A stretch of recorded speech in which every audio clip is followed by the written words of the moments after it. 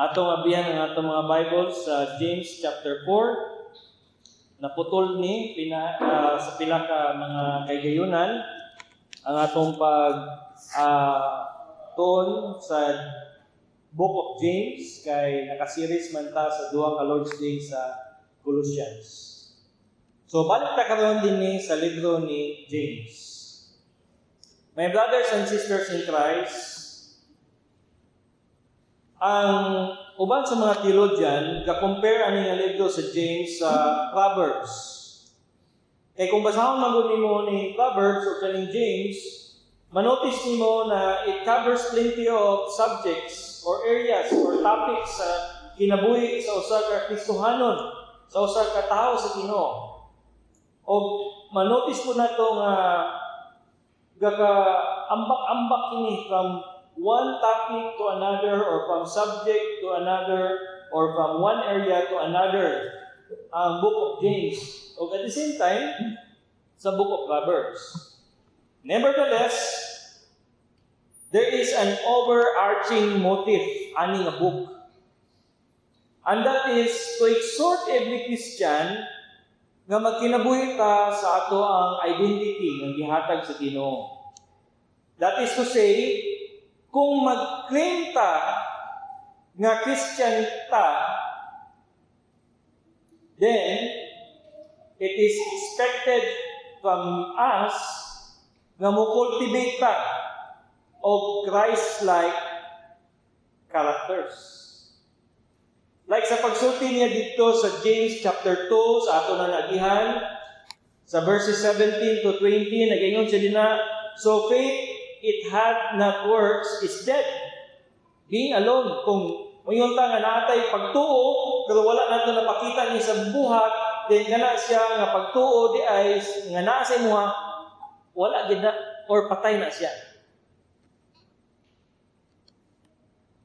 Gatag siyang example sa verse 18. Ingon siya, ye a man may say that he has faith, o niya i-compare na to na naatoy works, show me thy faith. I-challenge sa usa ka author din ni. Without thy works, and I will show thee my faith by my works. In other words, may balang ginato nga tinuod siya nga Kristohanon na nasa pagtuwa na kung iya ka nang kinabuhi, iya ka nang trabaho, ipakita ka na niya pinagi sa mga good works. So basically, it only says that na kini usa ka fundamental na principle nga if mo claim gani ka nga Christian ka, ipakita na nimo. Show it in your works. Meaning claiming and not bearing fruit, dili na siya mao. It should be when you claim mo bear fruit ka. Kung dili ka mo bear fruit, that's not the real life of being a Christian. So, in this particular passage, si James is telling us that humility is our fruit. It is the result sa usa ka tawo nga na-born again or na-regenerate din ang Kristo. Now, nabala na to nga ang worldview sa paglantaw sa tao, lahi.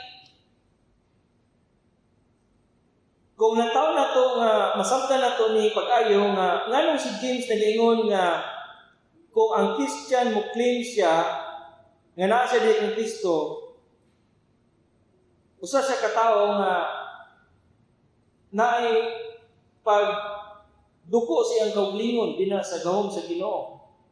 Pero, opposite sa worldview, nagauna-una ang tawhanon nga pamagi nga ang tao in the beginning dili siya empty. Kay kung muyukbo ta tubangan din na sa Ginoo, mura man og nagpakita ta nga walay atoa, but nangita ta sa Ginoo para tabangan ta. Pero opposite sa kalibutan karon naghunaw sila nga ang tao pagawas niya din sa kalibutan na siya'y abilidad, nana siya'y kapital na pwede niyang gamiton. O dili siya nanginahanglan sa Ginoo. So basically, malantaw nato kini nga inherit sa mga tao, ana sa iyang una-una o sa iyang kasing-kasing ang iyahang pride. Kay makaingon siya nga naaman gyud ko'y mabuhat sa kong kaugalingon. Pride. Nagpakita na nga naa siya'y ikabuga. Even, hindi lang ang tao, even ang angels, nangahulog sila into darkness because gikovet nila ang dili para sa ilaha. Gusto nila nga mapareho sila sa Ginoo. Kung unsa na sa Ginoo, gusto niya nga maangkon niya. And that goes to show nga naa siya'y pride sa iyang kaugalingon. Later on, masabtan nato ni pag-ayo. But as an introduction, ang kalibutan, bantayan nato because kani nga kalibutan nga atong ipuyan karon naani sa kangit-ngit and it is full of arrogance. Makita nato kini sa lain-lain nga anggol o sa lain-lain nga area dinhi sa tuwang paglakaw sa kalibutan na obserbahan nato ni. But it could also creep in silently, sulod po sa mga kasimbahanan. Sulod sa tuwa din eh. That is why kanina message is intended for us. Intended ni siya para sa tuwa nga mga Christian nga dapat nato bantayan nga dili ta mahulog pareho sa mga angels sa same nga trap nga ginagamit sa yawa, sa same nga device nga ginagamit sa yawa.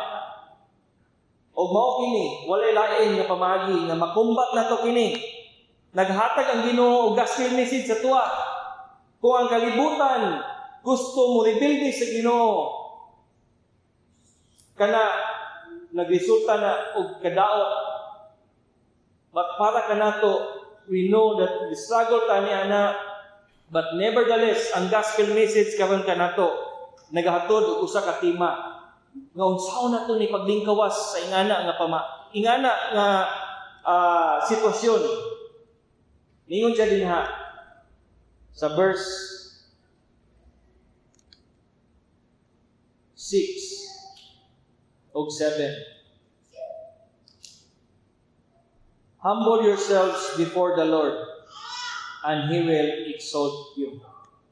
Iusab na niya sa verse 10, ningon siya, humble yourselves in the sight of the Lord, and He shall lift you up. Mura gini pamaagi, my brothers and sisters in Christ, nga makalingkawas ta sa kamot sa kaaway. Makalingkawas ta sa hingpit nga kadautan. Humble yourself before the Lord, and He will lift you up. We can better understand this if we shall first check what God does not want us to do and what He does to them. Tanaw na to unsay dili gusto sa Ginoo. Before ta mo adto unsaon na to pag kinabuhi nga humble. Verse 6, basahon na to. God resisted the proud. So, dili lamang kanina ito mabasa sa James, but mabasa po nato ni dito sa libro ni Peter. Sa 1 Peter chapter 5 verse 5, naging siya din sa ASB nga version. Likewise, you who are younger, be subject to the elders. Clothe yourselves, all of you, with humility toward one another. For God opposes the proud, but giveth grace to the humble. The same nga verse nga gisulti pod, or the same nga text nga gisulti pod ni James. God opposes the proud. Nagpakita lang ni usa ka universal kayo nga spiritual principle nga ang pride manggod will set you up in conflict with God. Kung ang imong pride mao ang imong ipakita sa Ginoo, or ang pride mo mao ang imong guide sa imong pagkinabuhi, you will be in conflict with God. Nga naman, kaya sa kanila context, kung mayon ta nga proud, nasa pride, gariver ni sa mga tao nga gakinabuhi siya arrogantly.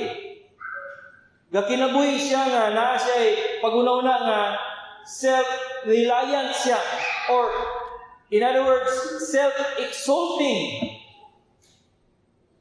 Kani siya mga tao, therefore, kani nga mindset, kani nga character, ga-refuse ni siya, in other words, sa Ginoo. Or ilang gi-refuse sa pag-acknowledge nga they are dependent sa Ginoo. So mao kini ang rason nganong in conflict gyud ang tao kung naa siya pride sa iyang kaugalingon sa Ginoo. Dini nga verse, ang gigamit dinhi nga word ni James literally means nga mo-appear siya nga above others, or he show himself above others.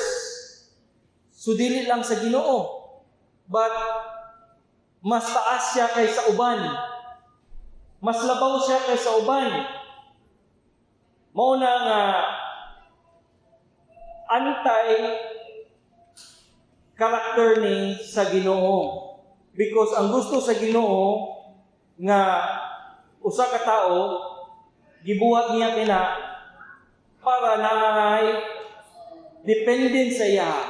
Una ang tao nga ang akong kinabuhi apart from sa Ginoo, wala ko, because siya may naghimo sa kuha. Siya man ang naghatag kanako og kinabuhi. Pero ang pride will make the person think na libuto siya dinhi sa kalibutan tungod sa iyang kaugalingon. O wala na nagkinahanglan og Creator. So muna nga, it is an act of rebellion. Kung naay pride ang usa ka tawo, naa say act of rebellion din sa Ginoo. Dili niya gihatag ang pagsabot nga ang Ginoo mao ang naghimo sa iya.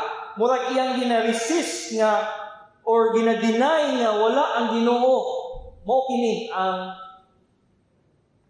idea sa usa ka tawo nga naa sa iya ang pride. Mao na nga ang Ginoo will resist this person, will oppose the proud.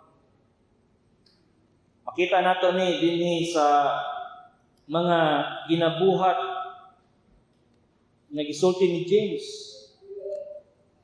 Ginapakita dinhi nga gaka-conflict sila sa verse 1 to 3 because they think nga mas labaw sila sa uban. Mas ganahan sila nga sila ang tumanon.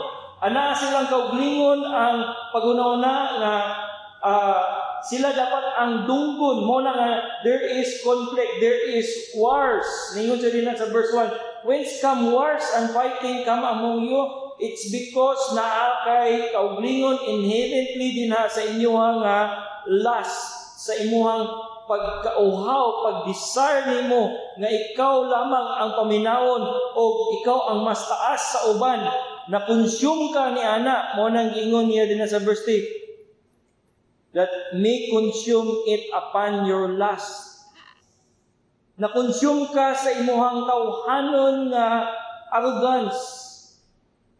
Nagkagutom ka sa imuhang kauglingon sa self-exalting nga mga butang mo na nga dili ka maminaw sa uban, and this cause fighting, this cause war. Sulod din na sa simbahan mo nang ingon niya dinhi sa verse 1 to 3. Og kani pong pride sa tao nag-cause pud ni og love sa kalibutan.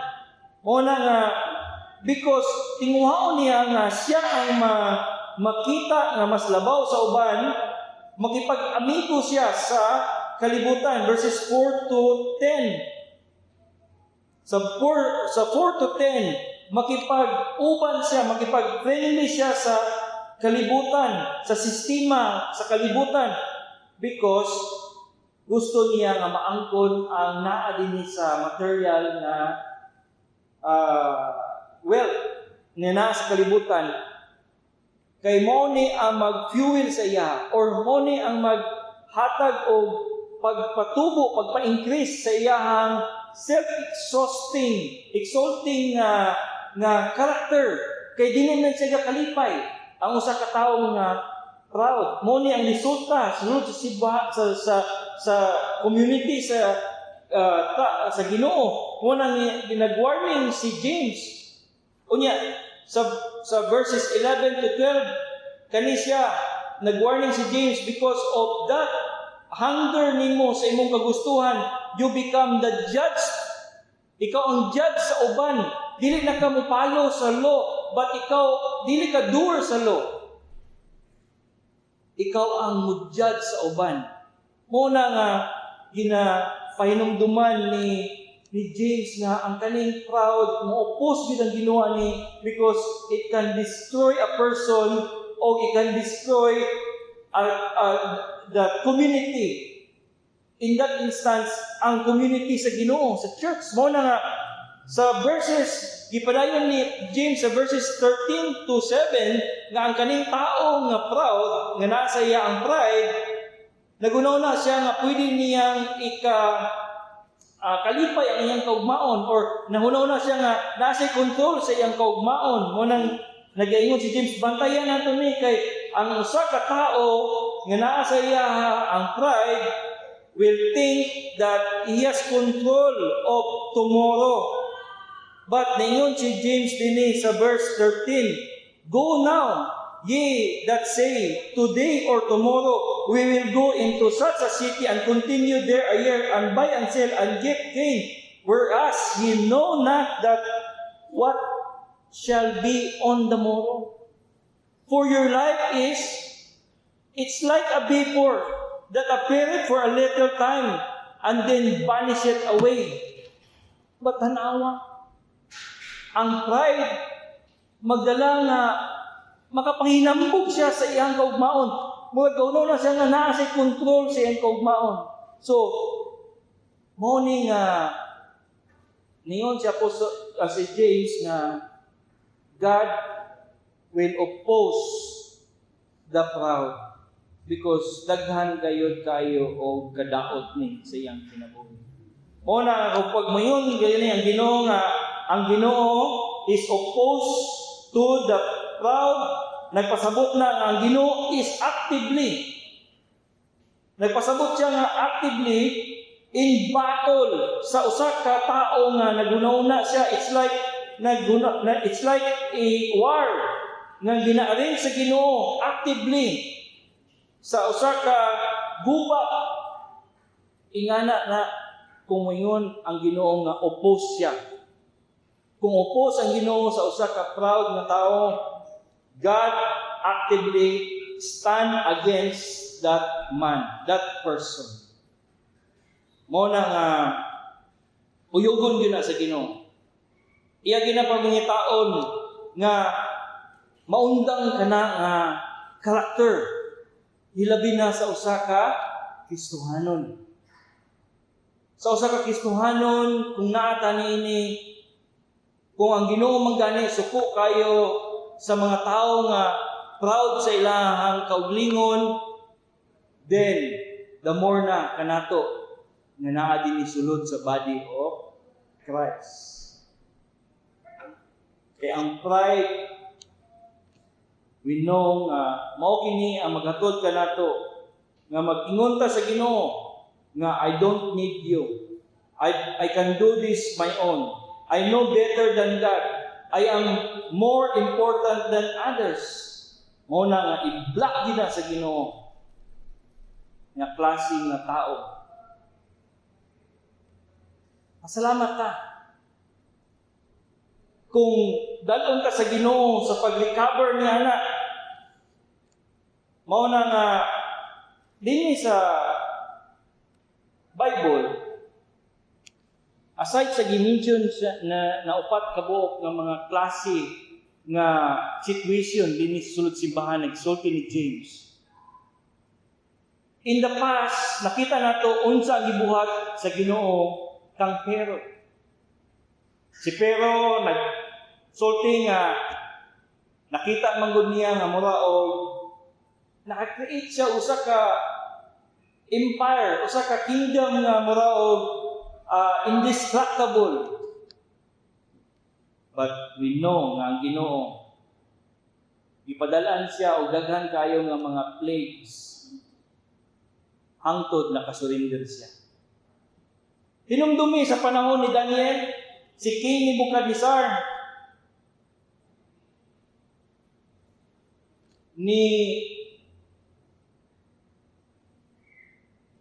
abot sa panahon nga ang iyang pangunahuna, ang iyang kinabuhi, iyang gibutang sa iyang kaalam.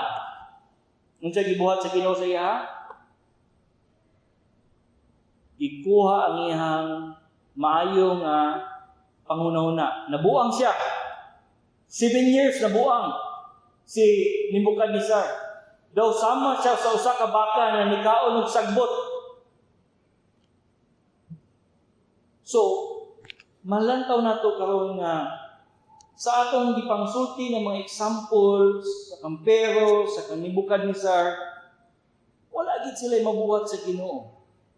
Kung ang Ginoo oppose sa usa ka proud nga tao. But salamat ta kay ang Ginoo na atong gisimba, dili siya usa ka Ginoo nga cruel.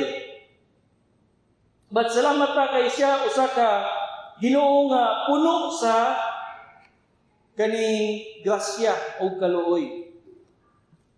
Muna nga giwarningan ta sa Ginoo nga ayaw gyud ta og abot sa degree nga magunaw-una ta nga dili na nato kinahanglan ng Ginoo. Pwede na nato buhaton ang atong gusto. Kaya nato i-survive ani nga kalibutan o magunaw-una pud ta nga mas labaw ta sa ubahan din ang Ginoo mo correct gyud sa tuwa. Kung ikaw anak sa Ginoo, pasalamat ka because ang Ginoo mutabang sa imo. Moadto ta sa second nato nga point karon nga God gives grace to the humble. Ang Ginoo maghatag og grasya sa mga tao nga humble, but in order nga moabot na ang humility sa imuha, ang grace sa Ginoo mao ang magpapukaw sa imuha. Mao gyud ang magkuha, maghawa sa imuha dinha. So, gabuhaton ni sa Ginoo nga pamaagi nga ihambol tagaan kaniya mga circumstances nga muhambol ka, nga mo-lead na siya sa imuha, nga mo-depend ka sa Ginoo. So, my brothers and sisters in Christ, pasalamat ka kung ang Ginoo magpukaw sa imuha, maghawa sa imuha natural na sinful nga pagkatao. Kay kana nga pagkatao puno na siya sa pride. In this way, ang Ginoo mao ang mutabang sa tuwa nga maghatag og humility sa atong kinabuhi. O kani act alone kani sa Ginoo sa iyang grasya. Ug hopefully nga kana maghatod ka nato in realization nga ang grasya sa Ginoo nga mao ang nagpapukaw sa imuha, naghawa sa imuha gikan sa situation nga puno ka sa pride, self-reliance sa imong kaugalingon, self-exhausting, arrogance. Kung gihawas ka sa Ginoo dinha, that will ultimately make you humble. Mao na nga si James chapter 4 verse 6. Ang usa ka taong nagrasyahan sa Ginoo mo start na siya og kinabuhi nga naay humility. humble siya sa iyang kaugalingon. It refers ni sa usa ka attitude nga gapaubos ka. Sa usa ka attitude nga ga-recognize ka nga naay wala gid kay mahimo sa imong kaugalingon apart sa Ginoo. So in this context, ang humility is the opposite of pride. Usa kini ka attitude nga ang person ga-acknowledge siya ang kaugalingon nga naa siya limitasyon. Nga musagmitar siya sa authority and guidance sa Ginoo. Because nahibalo siya nga wala siya control sa palibot. Ang usa ka humble nga tao, in this context, gipasabot ni James, kani nga mga tao wala nila gipakita o wala nila gipangita ang pag-elevate sa ilang kaugalingon, but rather ang ilang kasing-kasing naghahatag o paghimaya sa Ginoo.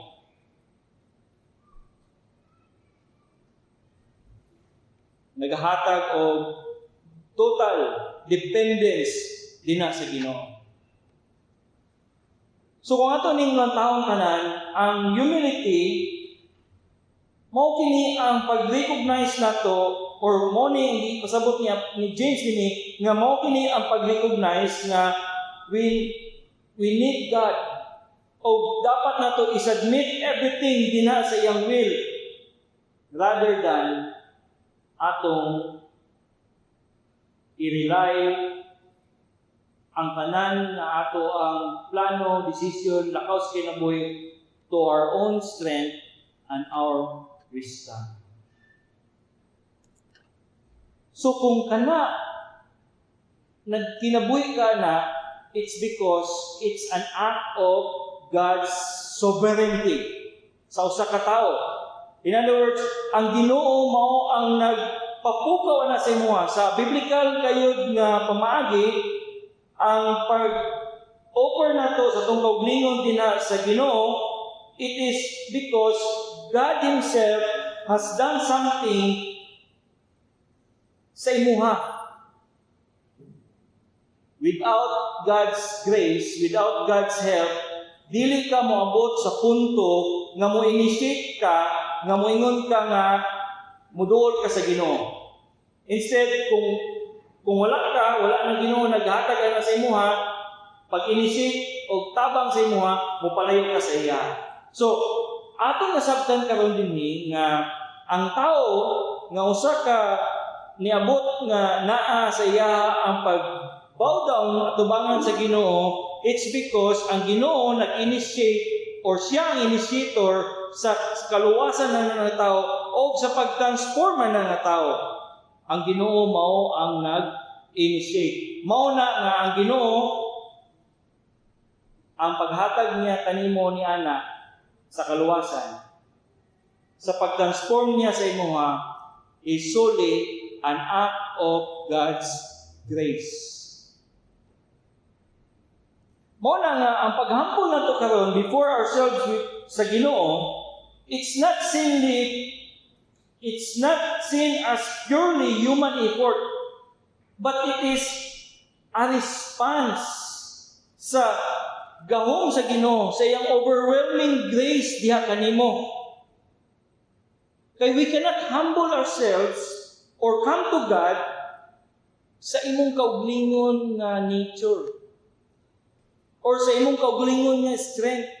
Dili na siya moabot sa imuha nga makarealize ka nga muduol ka sa Ginoo. It is only through the work of God.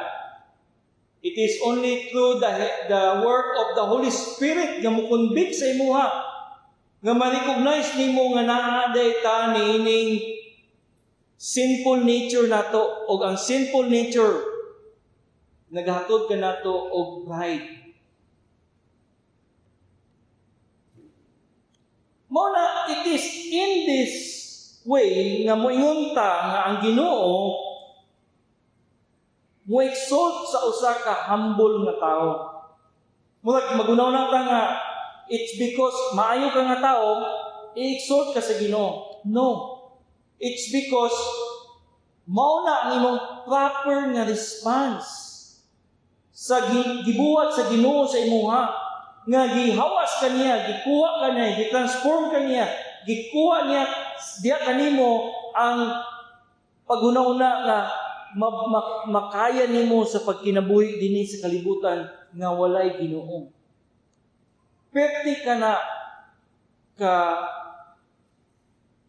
ngit-ngit nga area kung ang atong huna-una moabot sa punto nga mag-ingon na nga pwede na ta magkinabuhi without God. But kung kita gikuha sa Ginoo dinha, makapasalamat ta. Ang pag-lift up sa Ginoo sa imuha, because you are humble, it's again, in a process, we know nga mauna siya ang act of God's grace as well sa imuhang kinabuhi. So ang concept na lift up ka sa Ginoo, it's not because nga deserving ka ni anak, but because gitabangan ka sa Ginoo o nag-continue ka sa kanang kinabuhi, and He is happy. Happy ang Ginoo. Pleasing sa Ginoo ang tao nga usa ka humble, nagaduko diha kaniya in a way nga iyang gibutang iyang kaulingon sa pagduol sa mut dinha sa Ginoo. Instead nga mohawa siya, mopalayo sa Ginoo, gaanam siya og paduol dinha sa Ginoo, then makita nato nga ang Ginoo masamot siya nga kalipay sa imuha, the more nga ang favor niya ginabubo niya diha kanimo. But in the first place, dili gyud malipay ang Ginoo kanato unless we are in union with Christ. Kaya ultimately, ang exaltation sa usa ka believer is not inherent dinha sa iya. Dili na nag-original sa iya, but it is because of His Son, Jesus Christ. Kung imong gibutang ang imong kaugalingon dinha sa iyong anak, ni-connect ka, ni-humble ka dinha sa kan Jesus Christ, then you are in union with Christ, mo na nga i-lift up ka sa Ginoo kauban ni Jesus Christ.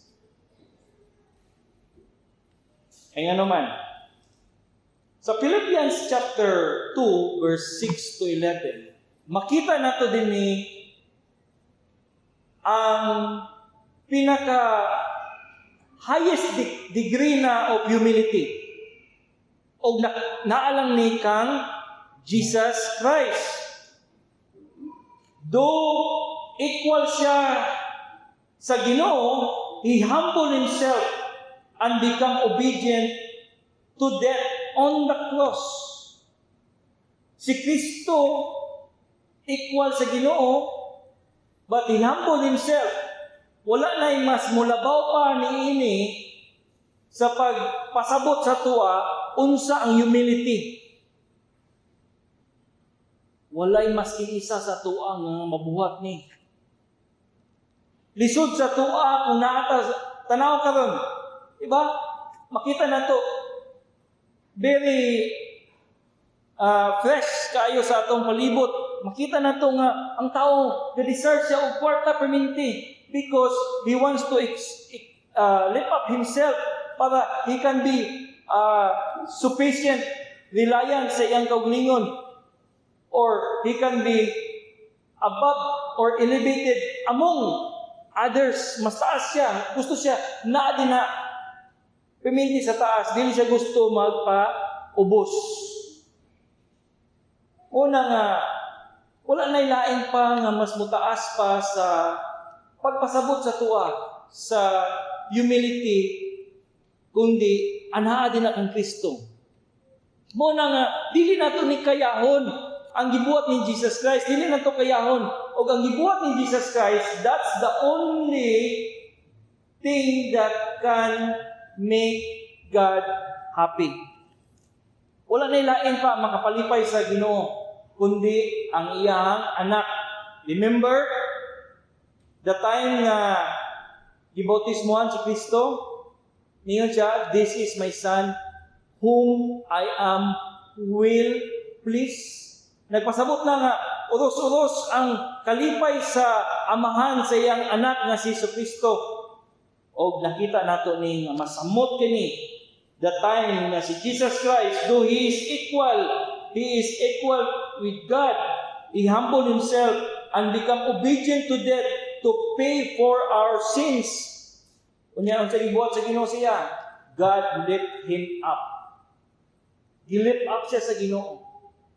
So kumuyon ta din nga God gives grace to the humble. It means nga kana nga graces mao ang gihatag niya kanimo nga makakaya ka sa mga buluhaton dinhi sa kalibutan. Makakaya ka sa pagsunod kang Jesus Christ. Makakaya ka kana nga grace nga maghatag kanimo og continuous nga desire kauhaw sa pagsunod kang Jesus Christ. Kay kung nagsunod ka, you will be in union with Christ.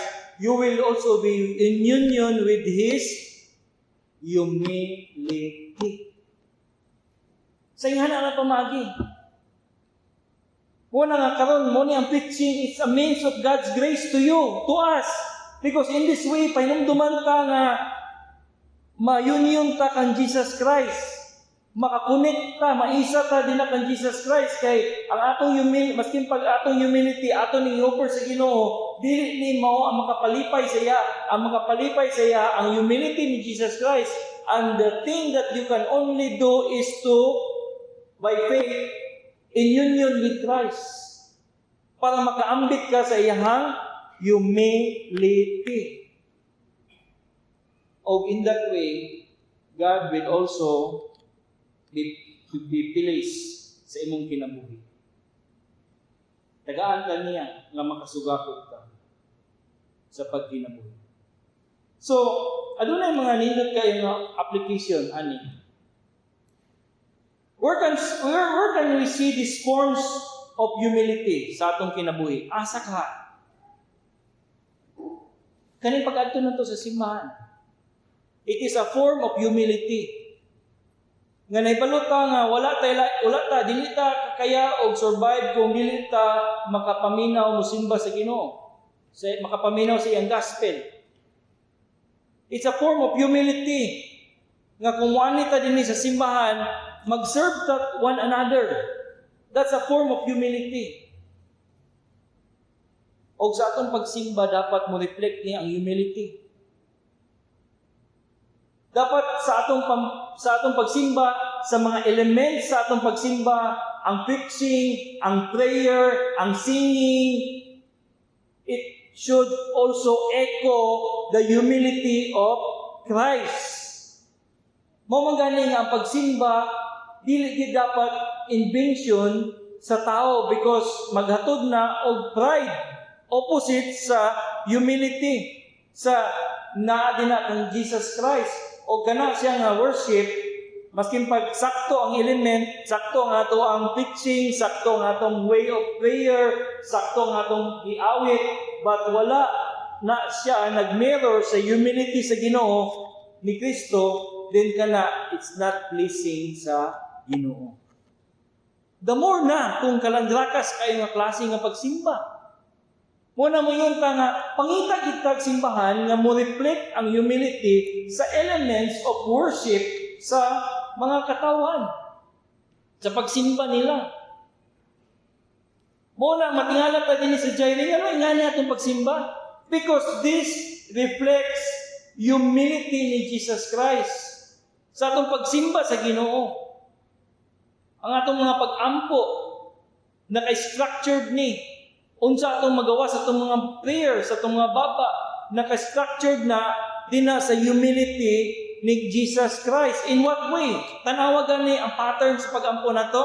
O gusto ni ana na yun tapaminti nga, forgive us from our sins. Because we know nga, it is an act of reliance sa Ginoo. It is an act of recognizing nga, apart sa kapasayloan sa Ginoo, we will never be forgiven. Humility. Di na nga mga forms na ito makita. Kani pag-ani na ito, din sa simbahan, it's not only nga nag-ani ka din, nag-worship ka sa Ginoo, but you are also serving one another. O ang pag-serve sa matag usa-usa, lisod ni siya, my brothers and sisters in Christ. Kaya ang atong gusto, kita ang gina-serve. Kita ang ginaserbisyuhan. And that reflects pride. Being proud. Being exalting.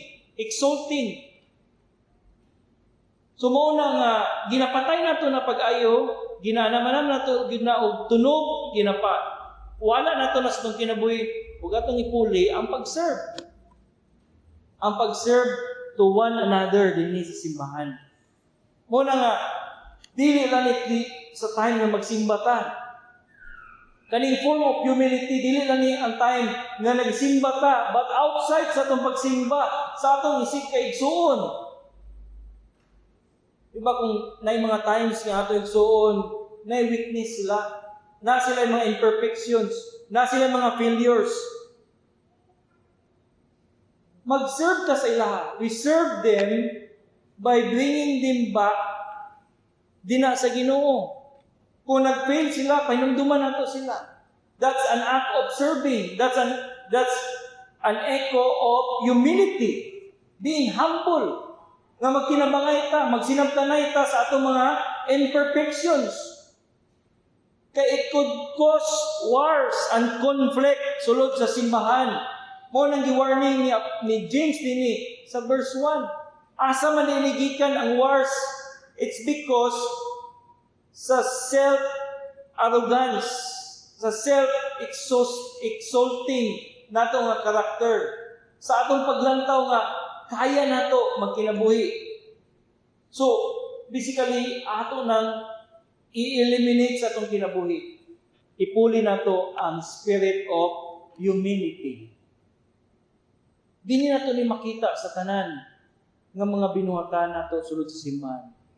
If you notice, ang word nga humility is an opposite to pride. Ang pride will teach you to live alone. But ang humility teaches you to live with others. Una nga, ang simbahan, it's a body of Christ, composed of people of God, children of God. And we live together in unity if we have humility to one another. If we humble ourselves to one another. Muna ang word na humility, naagid ka dapat sa usa ka community. Wala ka outside sa community. Kaya the only way to test humility, it's when you are living with other people with their imperfections. Mabala na naaka ning spirit when you live with others. When you live with others, naa sila yung mga failures. How do you deal with the failures of our brothers? How do we deal with the weaknesses of our brothers and sisters in Christ? Matest na to ang atong humility in that way. Kay Christ Himself is showing us the highest form of humility. He gave His life to your imperfection, to my imperfection. He gave His life to my weaknesses, to your weaknesses. He gave His life to my failures, to your failures, to our failures. He gave His life in humility so that malingkawas ta sa ana nga sitwasyon. So muna, my brothers and sisters in Christ, God will give more grace to the humble. But God will be opposed to those who are proud. Now, pursuing Christ is the pursuit of holiness. Kani nga pursuit of holiness can only be pleasing to Him when we do it in humility. Amen.